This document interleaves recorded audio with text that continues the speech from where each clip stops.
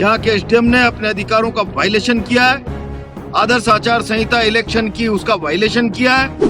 ऐसा फिरंगी राज में होता था, लोकतंत्र में नहीं होता। अंग्रेजों की पुलिस का सा बर्ताव किया है, अंग्रेजों की पुलिस का। घरों के अंदर बैठी हुई माँ बहनों को मारा है, हड्डियां तोड़ दी। गलियों में घूमते हुए लोगों पर आंसू गैस के गोले दागे हैं। आदर्श आचार संहिता में किसी भी अधिकारी को सरकार का पक्ष रखने का निष्पक्ष मतदान के अलावा कोई अधिकार नहीं होता। लोगों की सुरक्षा और संपत्ति की सुरक्षा जिस सरकार के जिम्मे हो, वो लोगों की संपत्ति जला रही है। आज हमारे समरौता गांव एक साथ जहाँ उपचुनाव में नरेश मीणा ने सरकारी कर्मचारी का वोट डलाने पर नरेश मीणा ने एसडीएम को थप्पड़ मारा था। उस मामले में आज कांग्रेस के दिग्गज नेता प्रहलाद मुंजल समरौता गांव पुलिस द्वारा पीड़ित लोगों से उनके हालचाल जानने पहुंचे हैं। हम बात करेंगे प्रहलाद मुंजल जी से कि आखिर क्या इन लोगों की मांग है। देखिए, मैं यहाँ का दृश्य देख रहा हूँ, मैंने केवल सुना है, जीवन में पहली बार ऐसा देखा है। लोगों की सुरक्षा और संपत्ति की सुरक्षा जिस सरकार के जिम्मे हो,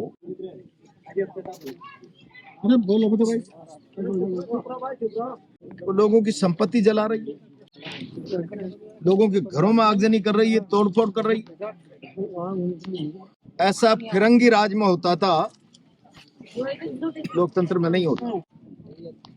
राजस्थान सरकार की पुलिस ने समरौता गांव में अंग्रेजों की पुलिस का सा बर्ताव किया है, अंग्रेजों की पुलिस का सा। घरों के अंदर बैठी हुई माँ बहनों को मारा है, हड्डियां तोड़ दी। गलियों में घूमते हुए लोगों पर आंसू गैस के गोले दागे हैं।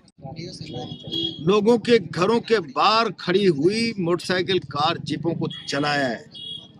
ये तो समझ में आता है, दो पक्ष लड़ गए, संपत्ति को नुकसान पहुंचा दिया, कोई दंगा झगड़ा हो गया, पहुंचा दिया। पुलिस चलाकर लोगों की संपत्ति को जला रही है।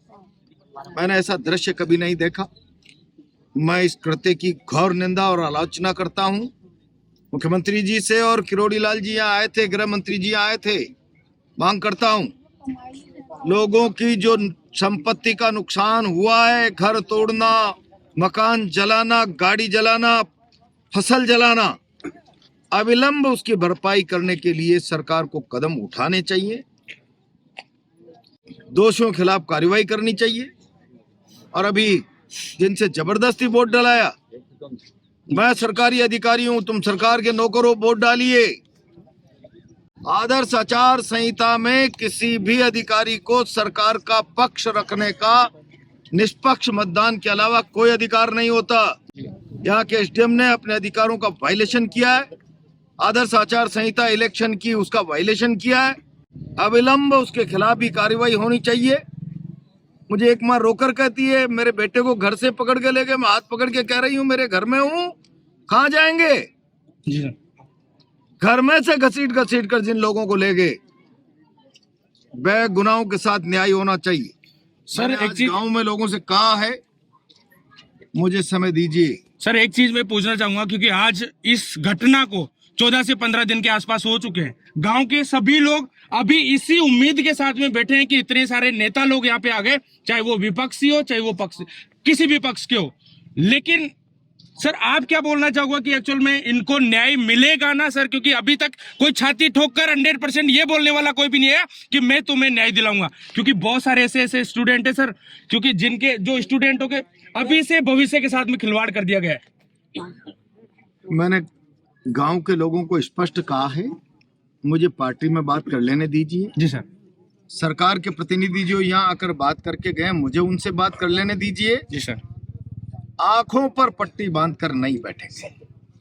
अभी तक मुख्यमंत्री जी का कोई जवाब नहीं है सर। आप विश्वास रखिए, सरकार के यहाँ आए प्रतिनिधि मंडल जो सरकार का चेहरा बन के आए, किरोड़ी जी और जवाहर जी, जी सर, क्या उन्होंने बात की है? क्या वो भरोसा गांव को दे रहे हैं? मुझे बात कर लेने दीजिए।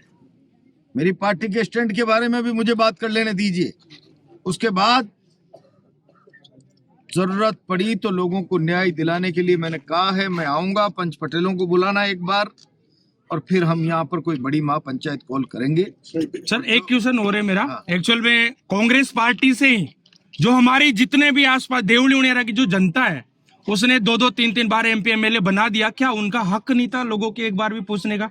मैं आ गया ना, नहीं सर, फिर भी उनके बारे में भी कुछ, क्योंकि वोट मांगने तो वो खुद आते हैं सर। कोई कुछ बोलना चाहोगे इस चीज के बारे में? कहीं न कहीं व्यस्तताएं होंगी, वो भी जरूरत पड़ने पर आ जाएंगे।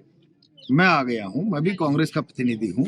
नहीं, लेकिन सर फिर भी कहीं न कहीं राजनीतिक दल जो है इस गांव को लेकर के काफी साइलेंट है, क्योंकि सीएम साहब का भी अभी तक कोई बयान नहीं आया है। अब वो मुख्यमंत्री के बयान के बारे में तो मुख्यमंत्री की पुलिस ने, जी ये सर। मुख्यमंत्री का ही तो बयान है। प्रशासन के किसी भी कदम से मुख्यमंत्री मुंह नहीं मोड़ सकता जवाबदेही से। जी सर। शासन की या प्रशासन की जो गुंडागर्दी हुई है, क्या मुख्यमंत्री उस जवाबदेही से मुंह मोड़ लेंगे? क्या सरकार मुंह मोड़ लेगी?